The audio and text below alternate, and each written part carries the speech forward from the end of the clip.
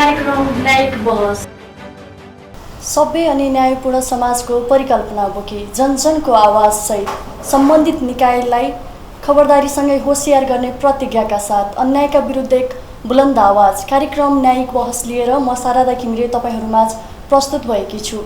न्यायिक बहसको आजको यस पहिलो श्रृङ्खलामा सम्पूर्ण दर्शकबिनमा न्यानो अभिवादन। हक अधिकार खोज्ने बलियो आधार भनेको कानुन हो, जसका लागि कानुनी ज्ञान हुनु अति आवश्यक छ।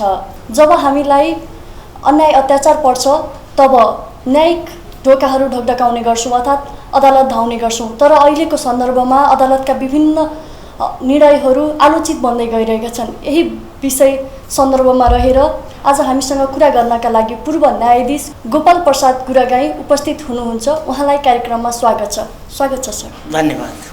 हामीलाई कानुन अति नै आवश्यकता हुन्छ, कानुनको बारेमा बुझ्नुपर्छ र यही सन्दर्भमा रहेर सर्वसाधारणले बुझ्ने गरी कानुन भनेको के हो र हाम्रो जीवनमा कानुनको महत्त्व के छ, छोटकरीमा स्पष्ट पारिदिनुहोस् न। सर्वप्रथम त कानुन के हो, न्याय के हो र किन व्यक्ति अदालत जान्छ र न्यायाधीशले गर्ने फैसला के हो, यी सब कुरालाई अलिकति पूर्वमा यसको चाहिँ विगतबाट चाहिँ हामी हेरौँ र यी सबै कुराहरू सभ्यता, संस्कृति र हाम्रा परम्परासँग पनि जोडिएका हुन्छन्।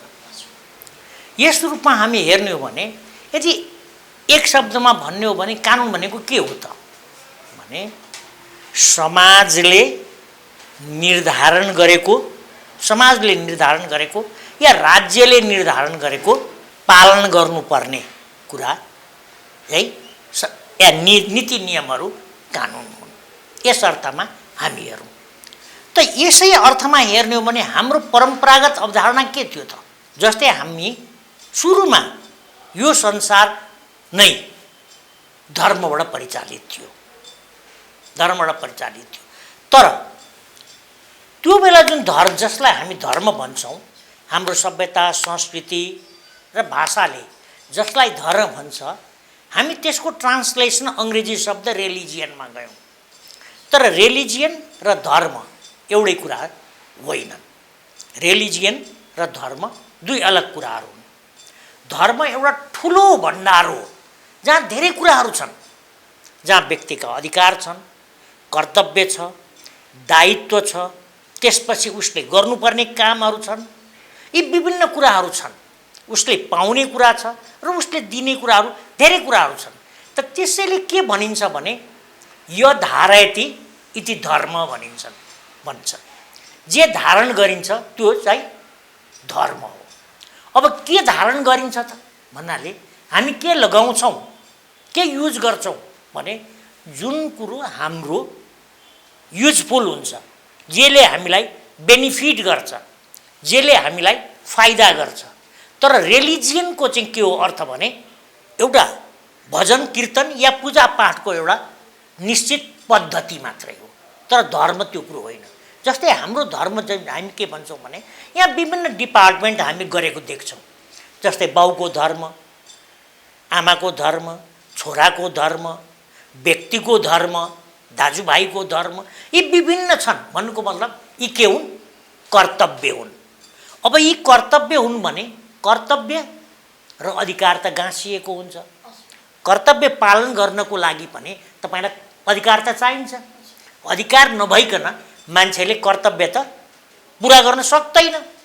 अब त्यस्तो अर्थमा अब के हो त न्याय भन्नाले हिजो न्यायको अर्थ के थियो भने जसको जे हो त्यसलाई त्यो दिनु न्याय हो भने अब संसार जुन रूपले विकसित भएर गएको छ, अब न्याय त्यो होइन, त्यति मात्रै होइन।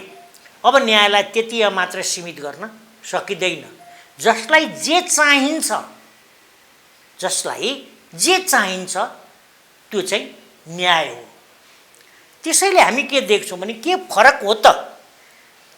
जस्तै हाम्रै संवैधानिक यात्रामा, कानुनी यात्रामा, नेपालको कानुनी यात्रामा 47 सालको संविधानलाई जुन रूपले संसारको उत्कृष्ट संविधान मध्ये एउटा संविधान भनेर चाहिँ नेपालको चाहिँ अधिराज्यको संविधान 2047 लाई भनिएको थियो, आखिर त्यो किन फ्याँकियो त?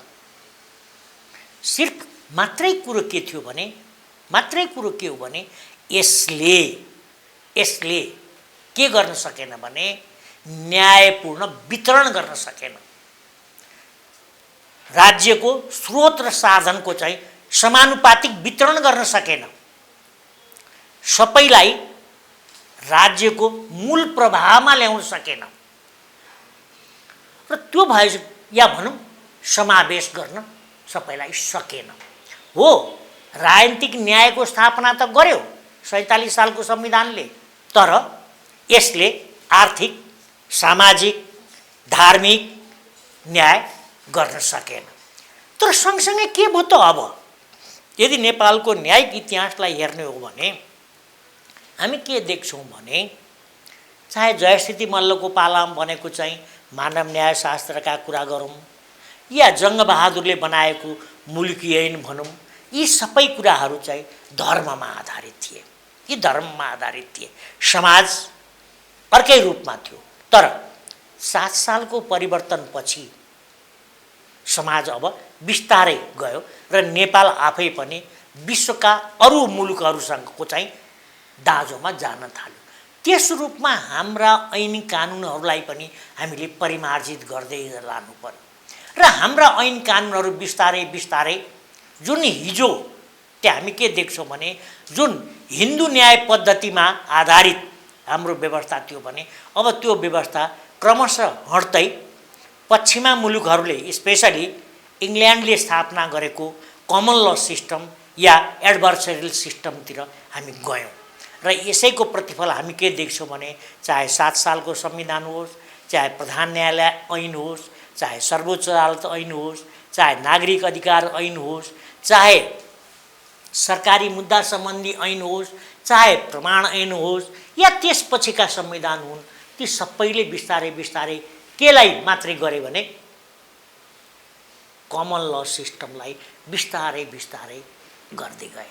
त यसले सँगसँगै अर्को कुरो के ल्यायो त भने कमन ल सिस्टमको चाहिँ एउटा दुर्गुण चाहिँ के हो भने अन्य दुर्गुणहरू पनि धेरै सद्गुणहरू पनि छन्, राम्रा कुराहरू पनि छन्, नराम्रा कुराहरू पनि एउटा छन्।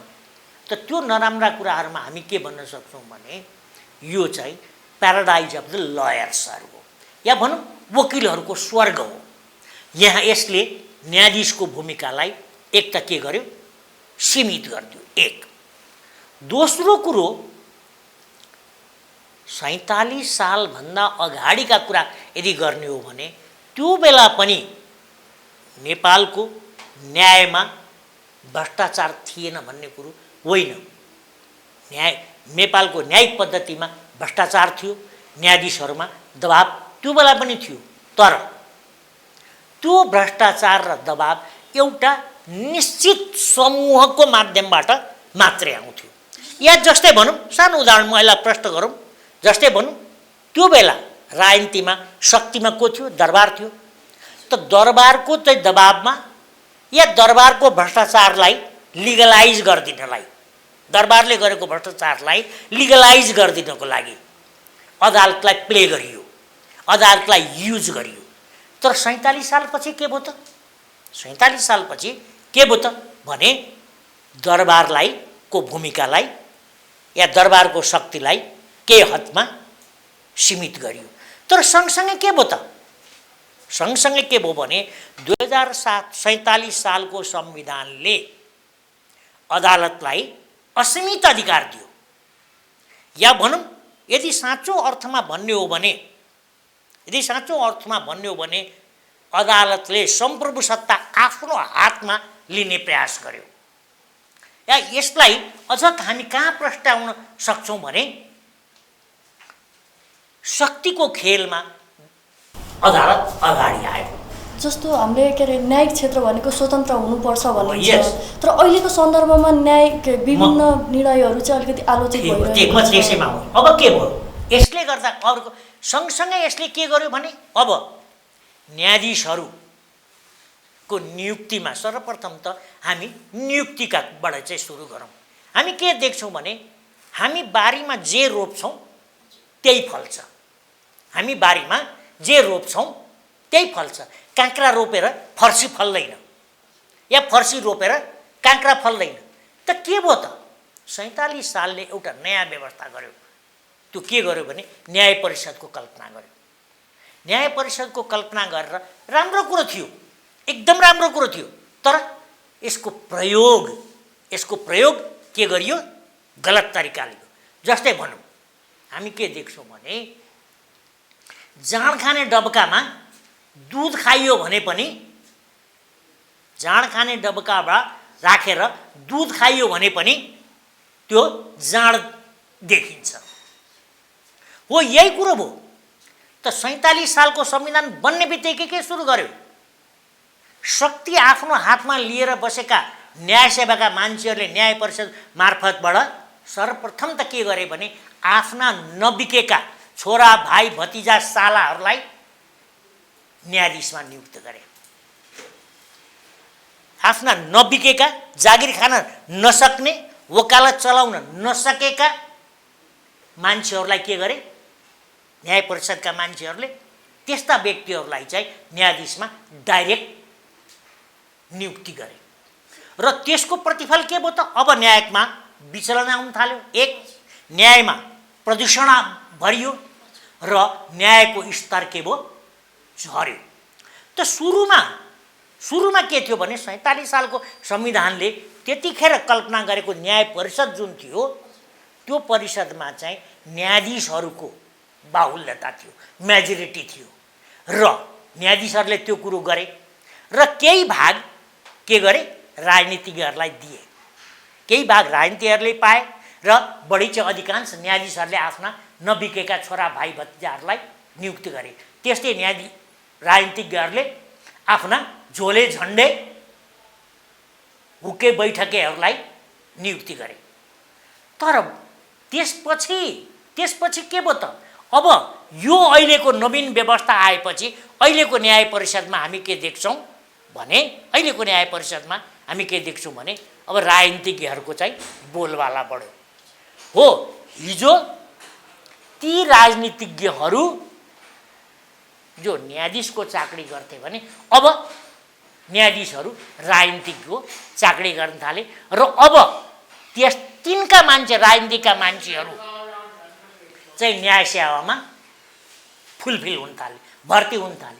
र ती न्यायाधीशहरू चाहिँ अब हामी के देख्न थाल्यौँ भने स्वतन्त्र निष्पक्ष न्यायाधीशको चाहिँ सट्टामा चाहिँ दलीय न्यायाधीशका रूपमा आए र फैसलामा चाहिँ दलको दुर्गन्धहरू आउन थाले, निष्पक्षता हरायो।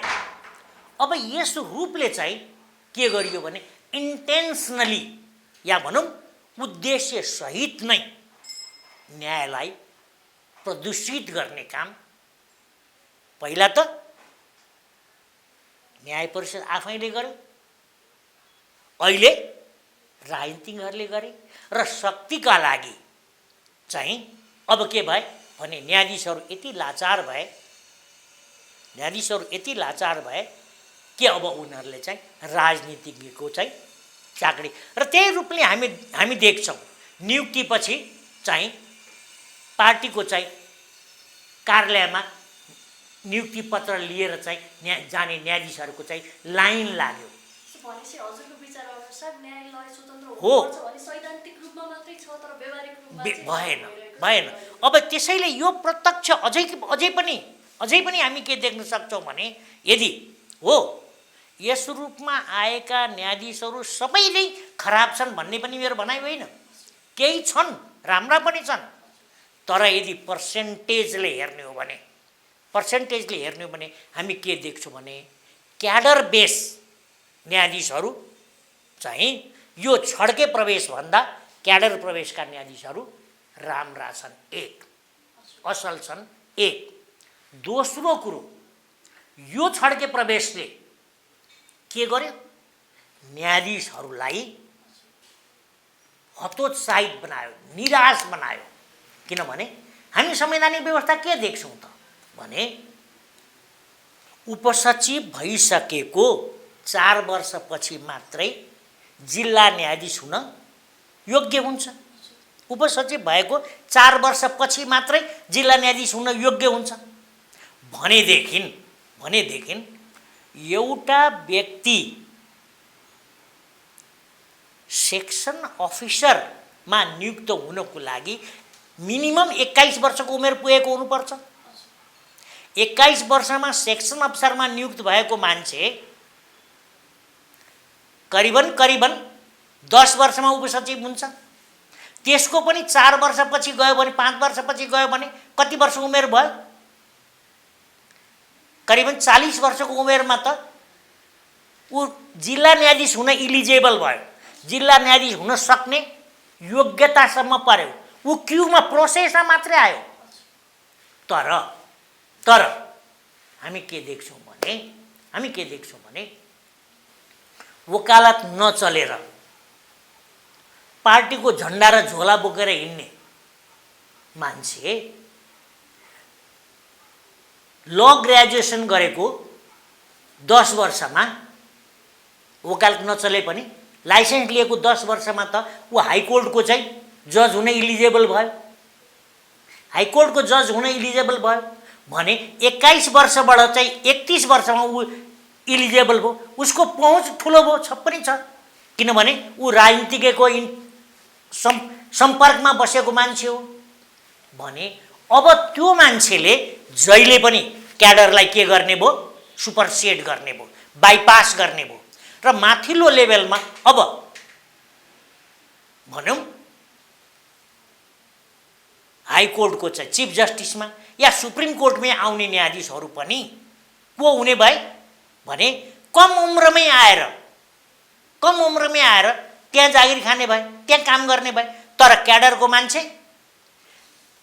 मुस्किल आइहाल्यो भने पनि जीवनको मुस्किलले 1-1.5 वर्ष मात्रै उसले चाहिँ सर्वोच्चमा काम गर्न सक्ने भयो भने सर्वोच्चमा आएर उसले के परिवर्तन गर्न सक्छ र ऊ प्रधान न्यायाधीश हुन सक्ने। अब त जस्तै अहिलेको वर्तमान सर्वोच्चमै हेरौँ न, क्याडरमा भएका मान्छे किन पछाडि छन् र चाहिँ छड्के प्रवेशमा भएका मान्छे किन चाहिँ जुडिसियरीको चाहिँ टपको चाहिँ लाइनमा छन्, सिरियलमा छन्।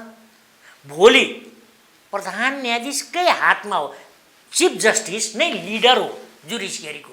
उसले जसरी ड्राइभ गर्छ, उसले जसरी हाँक्छ, न्याय सेवाको गाडी त त्यसरी नै जाने हो। त कस्तो मान्छेहरू आए त? हामी के देख्छौँ भने यदि न्याय सेवालाई सुधार गर्ने हो भने यहाँ धेरै कुराहरू सुधार गर्नुपर्छ। न्याय क्षेत्रमा जुन अहिले विकृति आइरहेको छ, यो विकृति आउनुको मेन कारण चाहिँ न्यायाधीश नियुक्ति नै हो। न्यायाधीश नियुक्ति प्रमुख कारण मध्येको एउटा कारण न्यायाधीश हो। दोस्रो कारणमा जान्छु म। हामी दोस्रो कारणमा के देख्छौँ भने हामीले के गर्यौँ भने पहिला हाम्रो या भनौँ 2007 सालसम्म त कम्प्लिटली नै 2007 सालसम्म हाम्रो न्यायिक पद्धति त हिन्दू न्याय व्यवस्थामा आधारित थियो। या भनौँ जुन न्याय व्यवस्था चाहिँ सिभिल ल सिस्टमसँग धेरै नजिक छ। तर 7 सालको परिवर्तनपछि बिस्तारै हामी कहाँ गयौँ भने कमन ल सिस्टममा हामी बिस्तारै गयौँ, एडभर्सरियल सिस्टममा हामी बिस्तारै गयौँ। त यो एडभर्सरियल सिस्टममा बिस्तारै गएपछि हामी के भयो भने अब अहिले करिबन हामी कम्प्लिट एडभर्सरियल सिस्टममा त गइसकेका छौँ। त यहाँ गएको छौँ भने यहाँ चाहिँ कोर्टमा कसको रोल एक्टिभ छ त अहिले भने लयरको रोल एक्टिभ छ। न्यायाधीशको रोल के भयो? प्यासिभ भयो। अब नेपालको लयर को हुन्? लयरलाई कमन ल सिस्टममा हामी के भन्छौँ भने कमन ल सिस्टममै जस्तै इङ्ल्यान्डकै कुरा गरौँ भने हामी के देख्छौँ भने या अरूतिरको कुरा गरौँ भने a lawyer is the social engineer भनिन्छ, सामाजिक अभियन्ता हो, समाज बनाउने हो। अब तर नेपालमा के भयो त भने हामी के देख्छौँ भने यो चाहिँ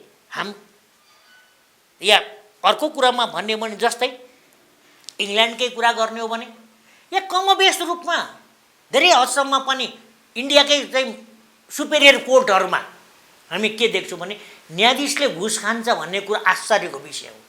तर नेपालमा न्यायाधीशले घुस खाँदैन भन्ने कुरो आश्चर्यको विषय हो। फेरि किन भयो त यो समाज जुन धरातलमा झरेर गएको छ, जसरी समाजको सामाजिकको नैतिक मूल्य र मान्यतामा विचलन आएको छ, त्यो विचलनबाट न वकिल अलग भए न न्यायाधीश अलग भए। हामी के देख्छौँ भने अहिले अदालत बिचौलियाहरूले घेरेको छ अदालतलाई। हामी के देख्छौँ भने वकिलहरू नै अहिले मुद्दाका दलाल भएका छन्, मुद्दाको किनबेच गर्ने भएका छन् र ती वकिलहरूलाई अधिकांश कोर्ट रूपमा वकिल आउने बित्तिकै कतिपय वकिलहरूको अनुहारले नै के थाहा पाइन्छ भने यो कुन राजनीतिक दल आयो, कुन राजनीतिक दलसँग सम्बन्धित छ भन्ने छ। र यसको प्रत्यक्ष छाया हामी देख्छौँ। 62-63 को आन्दोलनको बेलामा त्यत्रो अहम भूमिका निर्वाह गर्ने नागरिक समाज जुन स्वतन्त्र समाज थियो, आज त्यो समाज कहाँ हरायो? ती नागरिक समाज जस्तो समाज त दलीय समाजमा परिणत भयो भने वकिलहरू कहाँ गए? भनेपछि अहिले हजुरकै भनाइअनुसार न्यायाधीशहरू धेरैजसो भ्रष्टाचारी हुँदै गइरहेका छन् भन्ने पनि भयो। त्यो भ्रष्टाचारी बन्नुको उनीहरूलाई त्यो सरकारले जुन दिनुपर्ने तलबहरू, त्यो सुविधाहरू प्राप्त मात्रामा नदिएर उनीहरू भ्रष्टाचार भए कि यो भ्रष्टाचार बनाउनुमा वकिलको पनि हात छ? जुन रूपले समाजको जुन म्याटेरियलिस्टिक भएर गइरहेको छ, कतिले मान्छेलाई सम्पत्तिले पुग्ने, असीमित सम्पत्तिले पनि पुग्दैन। हिजो जस्तै हिजोकै कुरा गर्ने हो भने हिजोका हाम्रा अदालतहरू जति सुविधा सम्पन्न थिए या हिजोका हाम्रा न्यायाधीशहरूले जति तलब र सुविधा पाउँथे त्योभन्दा धेरै तलब र सुविधा अहिलेका न्यायाधीशहरूले पाइरहेका छन्। यस कुरामा नाइ भन्न सकिँदैन, तर पनि पुग्दैन। किनभने समाज जसरी भौतिक रूपमा अगाडि बढिरहेछ, अब त के हो आम्दानी भनेको के हो? यदि अर्थशास्त्रकै नियमले भन्ने हो भने सम्पत्ति भनेको के हो? सम्पत्ति भनेको केही पनि होइन, सिम्पली इट इज सेभिङ। तपाईको बचत मात्रै तपाईको सम्पत्ति हो। तपाई महिनाको 5 लाख रुपैयाँ कमाएर 5 लाख रुपैयाँ खर्च गर्नुपर्छ भने, तर 50,000 कमाएर 40,000 खर्च गरेर 10,000 जोगाउनुहुन्छ भने तपाई सम्पत्ति भएको हुनुहुन्छ। समाज कुन रूपले गइरहेको छ, यसलाई हाम्रा राजनीतिज्ञहरूले कसरी ड्राइभ गरिरहेछन्, त्यसलाई कसरी। र यसको कुरामा अर्को कुरो के हो भने अदालत जहिले पनि के हो, हामी के देख्छौँ भने अदालत भनेको गार्जियन अफ द कन्स्टिट्युसन हो। कोर्ट भनेको गार्जियन अफ द कन्स्टिट्युसन हो। कोर्ट भनेको के हो? फ्रेन्ड अफ द या प्रोटेक्टर अफ द या guardian of the downtrodden हो। जमिनको मान्छे, अन्याय अत्याचार सहनु पर्ने मान्छेको सहयोगी हो, उसको रक्षक हो, उसको संरक्षक हो। मान्छे अन्याय पर्यो भनेर अदालतमा जाने हो, अन्याय परेर अदालतमा जाने हो। तर अब अदालत के भयो? यी विकृतिहरूले बजार भयो अदालत। तर अहिले त अन्याय पर्यो भनेर अदालत गइन्छ, तर अदालतबाट नै न्याय त्यही कुरा हो। अब जुन यो क्यारेक्टर थियो नि अदालतप्रतिको विश्वास के हो भने, मात्रै के विश्वास हो भने अदालत के हो भने, जस्तै हाम्रो साहित्यमा, प्राचीन साहित्यमा हामी के भन्छौँ भने दुर्बलस्य बलम राजा। राजा के हो? कमजोरहरूको हो। राजा कमजोरहरूको। यहाँ पनि यहाँ राजा भनेको कानुन हो। यहाँ राजा भनेको कानुन हो। कानुन कसको सहयोगी हुनु पर्यो? कमजोरको सहयोगी हुनु पर्यो। तर हाम्रा कानुनहरू अब कमजोरको होइन, जसले सरकारलाई दबाब दिन सक्छ, प्रेसर दिन सक्छ, कानुन उसको पक्षमा निर्माण हुन्छ। संसदले उसको पक्षमा कानुन बनाउँछ। त्यो जमिनको मान्छे, त्यो अन्याय खपिरहेको मान्छे जसको कुनै आवाज छैन, अब त्यसको आवाज छैन भने त्यसको आवाज को हुनु पर्थ्यो त? त्यसको आवाज को हुनु पर्थ्यो? पत्रकार हुनु पर्थ्यो, जर्नलिजम हुनु पर्थ्यो। तर जर्नलिजम अहिले के भयो? अहिले जर्नलिजमलाई नै हेर्नुहोस् के भयो त? हिजो पत्रकारले चलाउँथे भने आज पत्रिका कसले चलाउँछन्? बिग हाउसले चलाउँछ, कर्पोरेटहरूले चलाउँछन् र उनीहरूले आफ्नो इन्ट्रेस्टको सर्भ गर्छन्, आफ्नो इन्ट्रेस्टको सर्भ गर्छन्। र अब पत्रिका पनि अहिले के भयो भने जनताको पत्रिका प्रो पब्लिक भएन, पत्रिका पनि अब प्रो पब्लिक छैन। जब पत्रिका पनि प्रो पब्लिक छैन भने अदालत पनि बिस्तारै बिस्तारै प्रो पब्लिक रहेन, प्रो पब्लिक रहेन। त्यसैले अब के भयो भने मलाई कहिलेकाहीँ भन्न मन लाग्छ, हामीले मैले कानुन पढ्दै पनि एउटा पढाएको थिएँ realistic theory of Lama, realistic स्कुलमा। त्यो के भन्छन्, के हो त ल is simply a father is complex. कानुन पनि अब के भयो भने एउटा सानो नानीले बाउको अम्लो समातेर म बडा सुरक्षित छु भनेर सम्झे जस्तै मात्रै हो। तर बाउ नै आफै कति सुरक्षित छ त? जब बाउ नै असुरक्षित छ भने, जब न्यायाधीश नै असुरक्षित छ र जब न्यायाधीशले आफ्नो सुरक्षाको लागि चाहिँ राजनीतिक दलका नेताहरूको चाकडी गर्नुपर्छ, उसको लागि चाहिँ भ्रष्टाचार गरिदिनुपर्छ भने आफ्नो लागि न्यायाधीशले किन भ्रष्टाचार नगर्ने? जस्तो हजुर पनि पूर्व न्यायाधीश हुनुहुन्छ, न्याय सम्पादन गर्दा हजुरले निर्णय गर्दाखेरि चाहिँ के कस्ता चुनौतीहरू सामना गर्नु पर्यो? छोटकरीमा अब म त्यहीमा आउँछु। हामी के देख्छौँ भने न्याय भन्ने शब्द नै पहिला के हो त? मैले सुरुको लाइनै त्यहीँबाट सुरु गरेको थिएँ। हाम्रो पहिला के थियो भने न्याय भनेको के हो? जसको जे हो त्यसलाई त्यो दिनु। जस्तै त्यो घडी तिम्रो हो, कहीँ हरायो भने त्यो तिमीले पाउनुपर्छ, यो न्याय थियो पहिलाको न्यायको अवधारणा। तर अहिले न्यायको अवधारणा त्यति मात्रै होइन, किनभने जस्तै के भयो भने फ्रेन्च रेभोल्युसन पछि 1789 को चाहिँ फ्रान्सको राज्य क्रान्ति पछि अब के भयो भने राज्यले कल्याणकारी राज्य हुने अवधारणा जुन विकसित भयो, त त्यसले के भने कसलाई के चाहिन्छ, जस्तै रोगीलाई दबाई चाहिन्छ हैन, छानो नहुनेलाई छानो चाहिन्छ, खाना नपाउनेलाई खाना चाहिन्छ। यो राज्यको दायित्वभित्र आयो।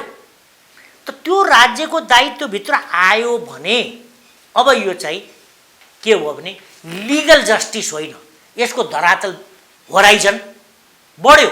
अब यो चाहिँ के हो भने सोसल र इकोनोमिक जस्टिस हो। अब यो सोसल र इकोनोमिक जस्टिस हो भने यसले के ल्यायो त भने resources of the state should must be distributed fair and with a justice. राज्यका स्रोत र साधनहरूको चाहिँ उचित र समानुपातिक वितरण हुनुपर्छ। अब त्यो भएन भने मान्छेले के गर्छ? विद्रोह गर्छ। हो, अब यो विद्रोह, अब यही हेरौँ, यही विद्रोह यहीँबाट न्यायलाई चाहिँ अब हेरौँ। विद्रोह सफल भयो, क्रान्तिकारी शहीद हुन्छ, गुणगान हुन्छ, नेता हुन्छ। विद्रोह असफल भयो, आतंककारी हुन्छ। के हो यो? के हो त? जस्तै एकछिनलाई भनौँ, माओवादी आन्दोलन सफल भयो, प्रचण्ड बाबुराम प्रधानमन्त्री पनि भए, सत्तामा आए। माओवादी आन्दोलन चाहिँ असफल भएको भए यिनीहरू कहाँ हुन्थे? चपरीमुनि हुन्थे कि हुँदैन थिए? यिनीहरू आतंककारी हुन्थे हुँदैन थिए? त त्यही एउटै चिज कताबाट तपाईँ हेर्नुहुन्छ? यो चाहिँ व्याख्याको कुरा हो। कानुन पनि त्यही हो। त त्यसैले यहाँ कानुन के हुनु पर्यो त भने न्याय भनेको के हो भने कमजोरको रक्षा गर्ने हो। अब कमजोर को हो त? कसलाई तपाईँ कमजोर भनेर व्याख्या गर्नुहुन्छ? यो चाबी अदालतले मनपरी घुमाउन थाल्यो। हो, त्यसैले चाहिँ के भयो भने जनतामा वितृष्णा आयो, एउटा कुरो। दोस्रो कुरो, अब जनतामा धैर्य पनि छैन। जस्तै कहिलेकाहीँ हामी के देख्छौँ भने मिसिलमा एउटा कुरा हुन्छ, बाहिर मिडियाले अर्को कुरो छापिदिरहेको हुन्छ, नारा जुलुस अर्को भइरहेको हुन्छ। अब न्यायाधीशसँग पनि एउटा लिमिटेसन छन्। न्यायाधीश चाहिँ मिसिलभन्दा डकुमेन्टभन्दा बाहिर त जान सक्दैन। उसँग पनि केही बाध्यता त छन्। ऊ पनि असनको साँडे त होइन। तर न्यायाधीशले पनि त कानुनलाई उल्टाइ पल्टाइ गरेर अब यसले के भयो भने सोसल जस्टिसको जब अवधारणा आयो संसारमा यसले के ल्यायो भने पब्लिक इन्ट्रेस्ट लिटिगेसन ल्यायो। पब्लिक इन्ट्रेस्ट लिटिगेसन या जसलाई चाहिँ सोसल इन्ट्रेस्ट लिटिगेसन या पब्लिक इन्ट्रेस्ट लिटिगेसन, त यो पनि एक अर्थमा के हो भने न्यायाधीशको राजनीतिमा जम्प गर्ने प्रयास हो। न्यायाधीशको राजनीतिमा जम्प गर्ने प्रयास हो। जस्तै म यहीसम्म नेपालकै परिप्रेक्ष्यमा उदाहरण दिउँ। नेपालकै परिप्रेक्ष्य, नेपालको आवश्यकता भौतिक विकास हो कि होइन? हो। तपाईँले नै हो भन्नुभयो। नेपालमा अदालतको आदेशले चाहिँ चोभारको सिमेन्ट कारखाना बन्द भयो। नेपालमा अदालतकै आदेशले मार्बल कारखाना बन्द भयो। त त्यसले रोजीरोटी दिइरहेको थियो कि थिएन जनतालाई? केही जनतालाई तिनको पेट भरिएको थियो कि थिएन? हो। अब राजनीति त्यहाँ मिसियो। राजनीति त्यहाँ मिसियो। अदालतले पनि पावर के को नाउँमा गर्यो? अदालतले पब्लिक इन्ट्रेस्ट लिटिगेसनको नाउँमा। जस्तै अदालतका कतिपय आदेशहरू निर्णयहरू आज कार्यान्वयन हुँदैन, सरकारले धोती लगाइदिन्छ। जस्तै भनौँ बागमती सफाई गर्ने भनेर कतिचोटि चाहिँ सर्वोच्चले आदेश गर्यो, तर सरकारको क्षमता छ कि छैन? महत्त्वाकांक्षी फैसला गर्दैमा अदालतले वाहवाही लुट्ने नाउँमा महत्त्वाकांक्षी फैसला गरेर ठुल्ठुला फैसला गरेर मात्रै पनि त्यो सम्भव हुँदैन। जस्तै यदि सबै इच्छाहरू चाहिँ घोडा हुने भए त्यो पशुपतिमा माग्न बसेको माग्नेले पनि घोडै चढेर चाहिँ माग्न पाए हुन्थ्यो भन्छ अरे, तर त्यो हुँदैन। त त्यसैले अदालतले पनि यो बिर्सिनु हुँदैन। त पिआइएल, त्यसैले पिआइएलको नाउँमा जुन चाहिँ अदालतले पहिलो त ल्यायो त के भने असनको चाहिँ साँडेको रूपमा चाहिँ जुन निर्णय गर्यो, यो पनि भ्रष्टाचारको एउटा मूल हो। अब यसलाई नियन्त्रण गर्न सरकारले के गर्न थाल्यो? राजनीतिक दलहरूले के गर्न थाले? या त्योसँग असन्तुष्ट व्यक्त गर्ने मिडियाले के गर्न थाल्यो? अदालतलाई नियन्त्रण गर्ने प्रयास गरे र त्यसलाई टलरेट गर्न सकेर आज अदालत त अहिले त वर्तमान अवस्थामा त साँच्चै भन्यो भने नेपालको अदालत मात्र होइन, नेपालका प्राय सबै संवैधानिक अङ्गहरू सरकारका अगाडि लम्पसार परेको हामी देख्छौँ। हजुर पनि पूर्व न्यायाधीश हुनुभयो, हजुरले विभिन्न किसिमका न्याय सम्पादन गर्नुभयो, निर्णय गर्नुभयो। तपाईँले गरेका निर्णयबाट चाहिँ सबैलाई न्याय दिए भन्ने कुरामा हजुर विश्वस्त हुनुहुन्छ? हो। अब न्याय आफैमा कतिपय हदमा यो अब्जेक्टिभ हो, कतिपय हदमा यो सब्जेक्टिभ हो। कतिपय हदमा यो अब्जेक्टिभ हो, कतिपय हदमा यो सब्जेक्टिभ हो। जस्तै म तपाईँलाई एउटा सानो उदाहरण दिन्छु। म सानो उदाहरणबाट सानो समाजमा प्रत्यक्ष हुने घरको आमा पनि न्यायाधीश छोराछोरीको लागि समान हेर्ने। तपाईँको घरमा या भनौँ तपाईँ आमा हो, तपाईँका दुईटा छोरा छन्। एउटा रोग आएको छ, एउटा तन्दुरुस्त छ। स्रोत सीमित छ, घरमा एक माना मात्रै दुध आउँछ। आमाले दुध कसलाई दिनुहुन्छ? त्यो रोगी छोरोलाई दिनुहुन्छ। अर्को छोरोले खान पाउँदैन। समान वितरण त भएन। जब समान वितरण भएन भने यसलाई तपाईँ न्याय भन्नुहुन्छ कि अन्याय भन्नुहुन्छ? यो अन्याय होइन, यो न्याय हो। किनभने मैले अघि नै सुरुमै पहिलो लाइन भने न्याय आवश्यकताको हो। न्याय अंशबन्डा गर्दा आधा माना दुध दुईटै छोराकोमा पर्ला, तर यहाँ आवश्यक कसलाई छ त्यो दुधको? त्यो आवश्यकतालाई हेरिएन भने इक्वालिटी अफ ल को स्थापना गर्दा इक्वल प्रोटेक्सन अफ ललाई बिर्सियो भने यही हुन्छ। अब अहिले के भयो त? जस्तै भनौँ अहिले नेपालमा एउटा आइरहेछ के भने 63 सालको अन्तरिम संविधान या त्यसपछि 72 सालको संविधानबाट एउटा के भयो भने हामीले समावेशी भन्ने कुरालाई खुब अँगालेका छौँ। जेमा पनि समावेशी, हरेक कोटा, जातिका कोटा भइसके। अहिले दलितको कोटा, मधेसीको कोटा, मुस्लिमको कोटा, आदिवासीको कोटा, जनजातिको कोटा, महिलाको कोटा, होइन, सबैका कोटा छन्। हुँदाहुँदै खस आर्यको छुट्टै कोटा हामीले बनायौँ। तर के भयो त?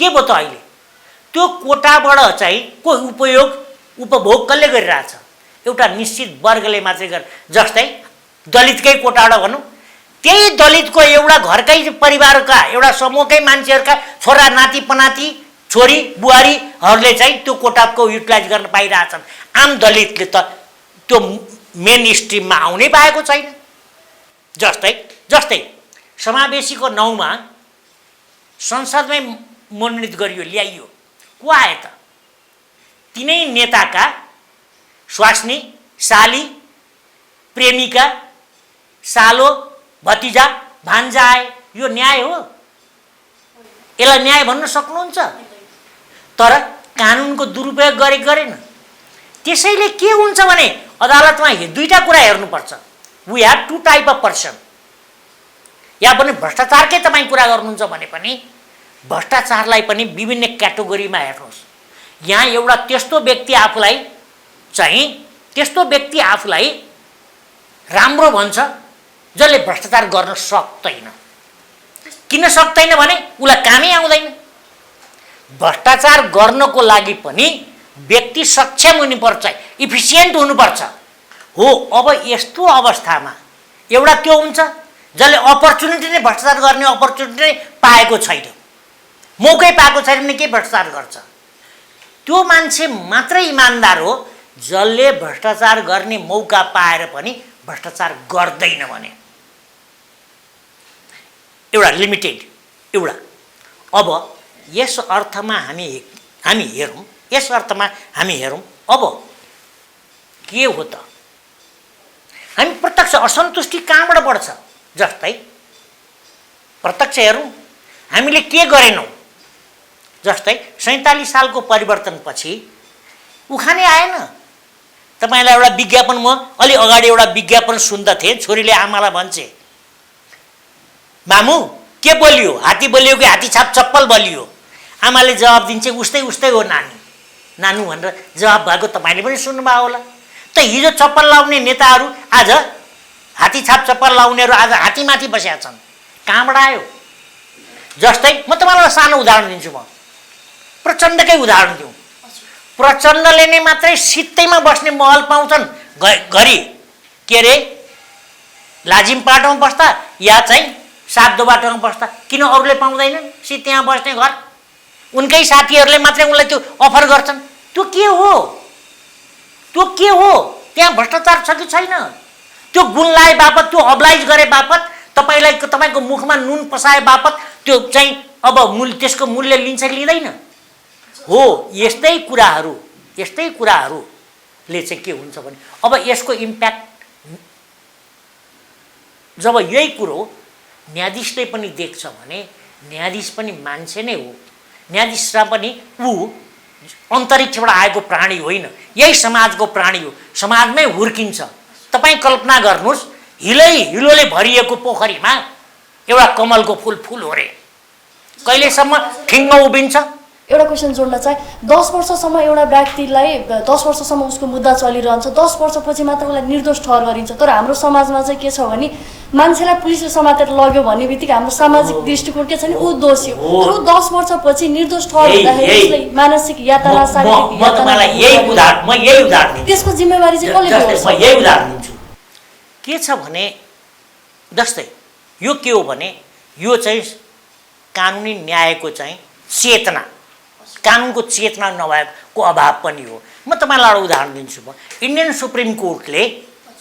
सुप्रिम कोर्टले अभियुक्तहरूलाई अदालत लाँदा हतकडी लाएर लान नपाउने भन्ने कुरो निर्णय प्रेम सिंहको मुद्दामा गरेका छ अब नेपालमा के हुन्छ त म तपाईलाई सानो उदाहरण दिन्छु मै न्यायाधीश हुँदाखेरिको कुरा एट द्याट भेरी टाइम म त्यो बेला भक्तपुर जिल्ला हातको न्यायाधीश थिएँ भक्तपुर जिल्ला हातको र त्यो बेला मेरो इजलासमा एउटा मुद्दाको म्याद थप्न भन आइयो जुवा मुद्दा जुन जुवा मुद्दामा ठहर हुँदाका अवस्थामा पहिलो पटक ठहर हुँदाका अवस्थामा 100 रुपैयाँ जरिवाना हुन्थ्यो त्यो प्रतिवाद त्यो अभियुक्तहरूलाई ठहर भयो भने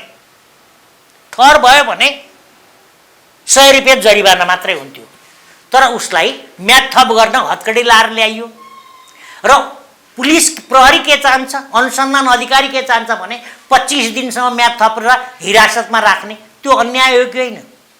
यो अन्यायलाई व्यवस्था केले गर्यो? कानुनले पनि गरेछ र न्यायाधीशले इन्टरप्रेट गर्न सकेन, व्याख्या गर्न सकेन। या भनौँ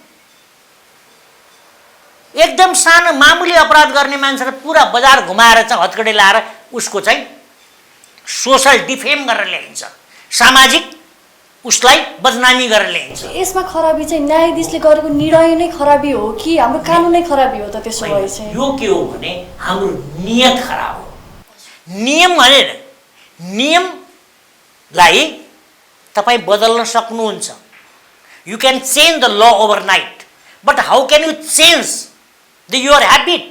तर तपाईँको नियतलाई कसरी चाहिँ बदल्न सकिन्छ? नियम त एक रातमा बदल्न सकिन्छ। नियम बदल्न मात्र होइन, नियत बदल्नु पर्यो। हो, यो नियत हाम्रो के छ? कुन नियतले प्रेरित भएर, कुन उद्देश्यले प्रेरित भएर? त्यसैले अपराध भन्छ, तपाईँले पढ्नुभयो होला, अपराध भन्छ नि मेन्सरिया भएन भने, दुराशा भएन भने अपराध हुँदैन। जस्तै हामी कार्यक्रमको अन्त्यतिर पनि छौँ, लास्टमा एउटा क्वेसन पनि राख्न चाहेँ। जस्तो अहिले जति पनि अदालतको निर्णयहरू छन्, चाहे जिल्ला अदालत होस् चाहे सुप्रिम कोर्ट होस्, उनीहरू सबैको निर्णय चाहिँ अलिकति आलोचित बन्दै गइरहेका छन्। यो आलोचित बन्नुको मेन कारण चाहिँ जहाँ निर्णय गर्ने क्षेत्रमा पुगेका छन् जुन न्यायाधीशहरू छन्, उनीहरू कार्यक्षमता नभएका न्यायाधीशहरू पुगेर हो, या उनीहरूले चाहिँ राम्रोसँग आफ्नो कर्तव्य निर्वाह नगरेर जनताहरूलाई आफ्नो सबै कुरो एउटै मात्रै कुराले या होइन। यहाँ त के भने एक त यहाँ त पहिलो त हामी के देख्छौँ भने समाजकै यति नैतिक अवमूल्यन भएको छ। एक कारण समाज यति भौतिक भएको छ, नैतिकताको ह्रास भयो, समाज भौतिकतामा बढ्यो। 2, कार्यक्षमताको अभाव छ। इभेन दाउ यो जिल्ला न्यायाधीश मात्र होइन, यो चाहिँ सर्वोच्चकै न्यायाधीशसम्म पनि कार्यक्षमताको अभाव छ। तेस्रो कुरो, न्यायाधीशहरू आफै भ्रष्ट छन्। चौथो कुरो, न्यायाधीशहरू आफै राजनीतिकका चाकडी गर्न गइरहेका छन्। त यी सबै कुराले चाहिँ के छ भने त्यसको प्रभाव आखिर कहाँ परेको छ त भने मात्रै समाजको त्यो तल्लो वर्गको मा पुगेको छ जसले न्याय पाउनु पर्थ्यो त्यसले न्याय पाउन सकिरहेको छैन। अति नै छोटकरीमा अन्तिममा चाहिँ यो न्यायालयमा जुन विकृति छ यो हटाउनका लागि के कस्ता कामहरू गर्नुपर्छ, छोटकरीमा सुझाव पाइदिनुहोस्। अब यो हटाउनको लागि त पहिलो प्रथम त के हो भने सबै कुराको मूल के हो भने राजनीतिक समाज नै हो। सबै कुराको मूल, किनभने समाजलाई अहिले कसले परिचालित गरिरहेछ भने राजनीतिले परिचालित गरिरहेछ। न्यायाधीश एक्लैले मात्रै पनि म समाजमा परिवर्तन ल्याउँछु भन्न खोज्यो भने होला, केही हदसम्म गर्ला, तर समाज परिवर्तन गर्न सक्दैन। त्यो एकल काटे हुन्छ। त यो के हो भने सबै कुरो अहिले सापेक्ष हो, रिलेटिभ छ एकअर्कामा। जस्तै मैले अघि समावेशीकै एउटा उदाहरण दिएँ। जस्तै कोटाको प्रिभिलेज कसले पाउँछ भने त्यही वर्गकोले पाउँछ, जसले चाहिँ सधैँ त्यो अब गइरहेको छ। त्यो पनि एउटा चाहिँ के हो भने अब जस्तै बुद्धिजीवी भनिएका व्यक्तिहरूको पनि अहिले हामी के देख्छौँ भने प्राय यदि यसलाई अन्यथा अर्थमा नलिनु हो भने हामी स्वतन्त्र बुद्धिजीवी नै छैन। यहाँ त एकाडेमिक प्रस्टिट्युसन छ। साँच्चै भन्यो भने प्राज्ञिक वेश्यावृत्ति छ। हो, यही चाकडी भजन मण्डली भाट प्रवृत्ति बढाएर चाहिँ व्यक्तिहरू चाहिँ आफ्नो दुनो सोझाइरहेछन् भने यो विकृतिबाट चाहिँ अदालत चाहिँ मुक्त होस्, अदालत चाहिँ स्वतन्त्र होस् भनेर कसरी हुन सक्छ? जब स्वतन्त्र हुने अवस्था नै छैन। त्यसैले मैले भने हिलोले भरिएको पोखरीमा एउटा कमलको फुल फुल्यो भने कहिलेसम्म ठाडो होला? त्यो लड्छ र लड्दा हिलोमै लड्छ। धन्यवाद हजुरको महत्त्वपूर्ण समयको लागि। Thank you. ल मैले मलाई पनि यति बोल्ने मौका दिनुभयो, थ्याङ्क यू। हामीसँग आज कुरा गर्नका लागि पूर्व न्यायाधीश हुनुहुन्थ्यो। उहाँको विचार अनुसार चाहिँ जति पनि हाम्रो अहिले न्याय क्षेत्रमा विकृतिहरू भइरहेको छ, मेन त राजनीतिक हस्तक्षेपले गर्दाखेरि उनीहरू स्वतन्त्र भएर काम गर्न सकिरहेको छैनन् भन्ने निष्कर्ष पनि निकाल्यो। न्यायिक बहसको पहिलो श्रृङ्खला तपाईँहरूलाई के कस्तो लाग्यो सल्लाह सुझावको अपेक्षा राख्दछौँ र हाम्रो स्क्रिनमा दिएको ठेगानामा तपाईँले आफ्नो सल्लाह सुझावहरू राख्न सक्नुहुनेछ। साथै तपाईँलाई कानुनी अन्यायमा पर्नु भएको छ या कानुनी जिज्ञासा या कानुनी समस्या छ भने हामी समक्ष राख्न सक्नुहुनेछ र तपाईँहरूको जिज्ञासा अनुसार नै हामीले अन्य श्रृङ्खलाहरू पनि लिएर उपस्थित हुनेछौँ। र तबसम्मको लागि हाम्रो सम्पूर्ण टिम लगायत म शारदा घिमिरेलाई बिदा दिनुहोस्। हस्त धन्यवाद।